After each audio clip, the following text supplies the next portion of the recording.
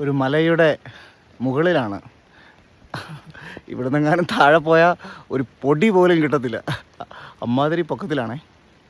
ഇവിടെ നിൽക്കുമ്പോൾ ഒരു വചനം ഓർമ്മ വരുമോ? പൗലോസ്ലീഹ കൊറിന്തോസുകാർക്ക് എഴുതിയ 1-ാം ലേഖനത്തിൻ്റെ 13-ാം അധ്യായത്തിൽ പറയുകയാണേ, നിൽക്കുന്നു എന്ന് വിചാരിക്കുന്നവൻ വീഴാതിരിക്കാൻ സൂക്ഷിച്ചു കൊള്ളണമെന്ന്. നമ്മുടെ ജീവിതത്തിൽ ഇങ്ങനെ ഒരുപാട് തിന്മകൾക്ക് അടിപ്പെട്ട് പോകുന്നവരാണ് നമ്മൾ, അല്ലേ? ലോകത്തിൻ്റെ സുഖഭോഗങ്ങളോട്, ജഡത്തിൻ്റെ ആസക്തികളോടും, സോഷ്യൽ മീഡിയയോടും, ലോകം പ്രദാനം ചെയ്യുന്ന പല കാര്യങ്ങളോടും നമ്മൾ സഹകരിച്ച് പോകുന്നവരാണ്. പക്ഷെ നമ്മൾ വിചാരിക്കുന്നത് എന്ത് ചെയ്താലും എന്ത് തിന്മ ചെയ്താലും ഒന്നും സംഭവിക്കത്തില്ലെന്നാണ്. പക്ഷേ കർത്താവിൻ്റെ സന്നിധിയിൽ നമ്മൾ ഇതിൻ്റെ എല്ലാം ന്യായവിധിക്ക് നിൽക്കേണ്ടി വരുന്നൊരു ദിവസം ഉണ്ടെന്ന് ഓർക്കണം കേട്ടോ.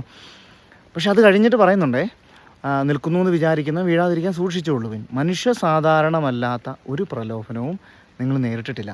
കാരണം ദൈവം വിശ്വസ്തനാണ്. അങ്ങനെ ഒരു പ്രലോഭനം ഉണ്ടായാൽ അതിനെ അതിജീവിക്കാനുള്ള ശക്തിയും കൂടെ നിങ്ങൾക്ക് അവിടുന്ന് തന്നിട്ടുണ്ടെന്നാണ് പറയുന്നത്.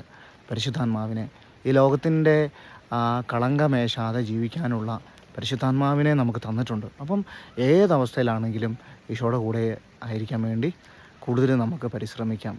തിന്മയോടൊക്കെ വിട പറഞ്ഞ കർത്താവേ, നിൻ്റെ കൂടെ എപ്പോഴും ജീവിക്കാനുള്ള ഒരു കൃപ തരണമേന്ന് ഈശോ എല്ലാവരും അനുഗ്രഹിക്കട്ടെ.